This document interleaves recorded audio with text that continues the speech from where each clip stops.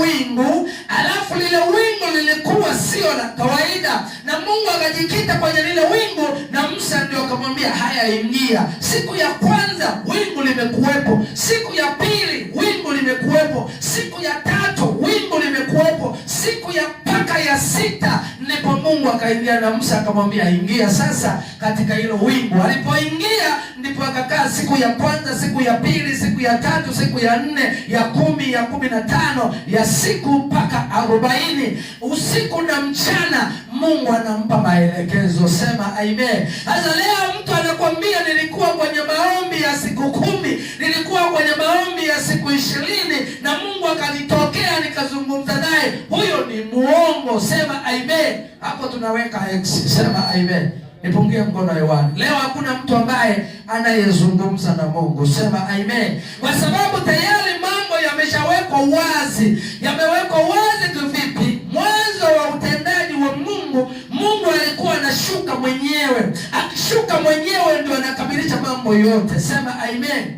Ile wiki tuliyokuwa nayo iliyopita, tulijifunza ukuu wa Mungu ukoje, kwamba Mungu wakati anatenda kazi, roho ya Mungu ilikuwa ndani ya Mungu, alafu neno la Mungu lilikuwa ndani ya Mungu. Vyote hivyo vikatoweka, vikapewa nafasi ya kufanyika nafsi. Roho ikafanyika kuwa roho wa Mungu, alafu neno likavaa mwili likaitwa jina Yesu. Sema amen. Kwa hiyo Mungu akabaki amekamilika, lakini mwanzoni Mungu alifanya yeye mambo yote. Alishuka kwa ajili ya kutoa sheria na amri kwa ajili ya wana wa Israeli. Alishuka kufanya ujumbe mbalimbali uliokuwa unatoka kwa manabii, na ndio maana roho ya Mungu ilikuwa inaingia kwa nabii, anatabiri, anasema ya Mungu, akimaliza anaondoka. Sema amen. Kwa hiyo tayari ilikuwa inafanyika, ni kazi ya Mungu, kwa sababu ni Mungu mwenyewe alikuwa anatenda kazi. Sema amen.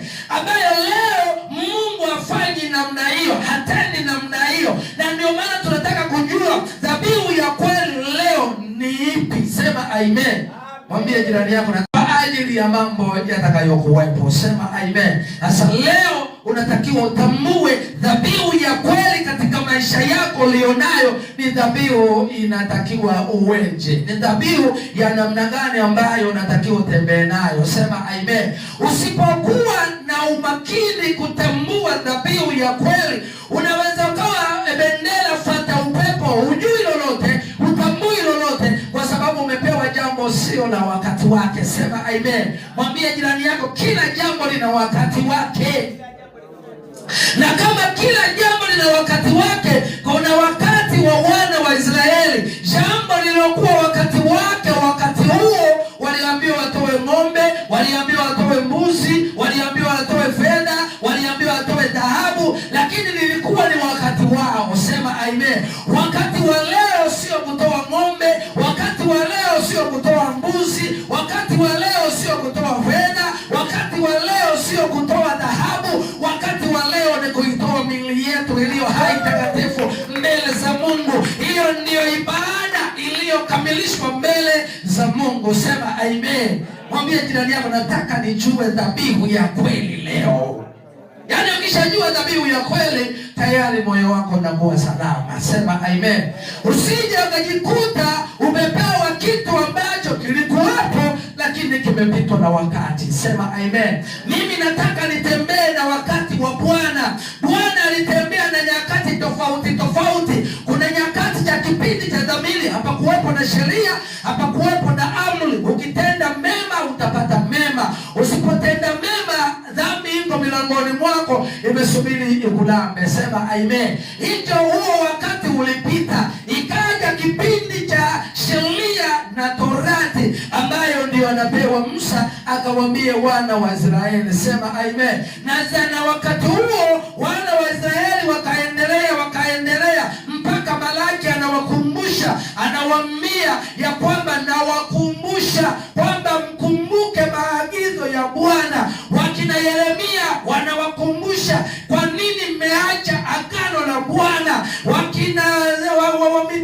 wa watu wengi ambao waliokuwemo waamuzi wanakumbusha kwa nini mmeacha maagizo ya Bwana. Kumbe ilienda wakati mrefu mpaka wakawa wanasahau. Sema amen. Lakini agano jipya lenyewe hauwezi ukasahau. Dhabihu ya Bwana hauwezi ukaisahau. Usiku na mchana hauwezi ukaisahau, kwa sababu iko ndani mwako, haipo kwenye vibao. Sema amen. Dhabihu ya kweli iko ndani mwako, haiko kwenye karatasi. Sema amen. Dhabihu ya kweli iko ndani mwako, haipo kwenye maandishi. Sema amen. Na ndio maana hautaweza kuisahau na wala hautaweza kujifanya kama hauijui, kwa sababu ni maisha yako. Nipungie mkono hewani na Mungu akubariki sana. Mwambie jirani yako, nataka kujua dhabihu ya kweli.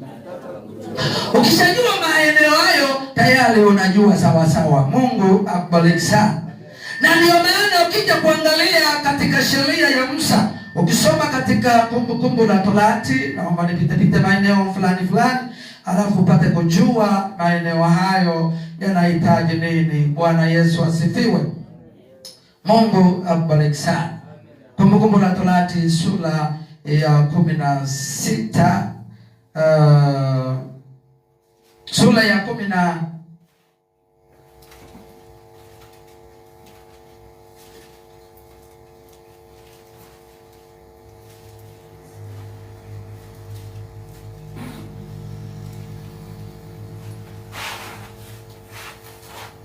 sura ya 16 mstari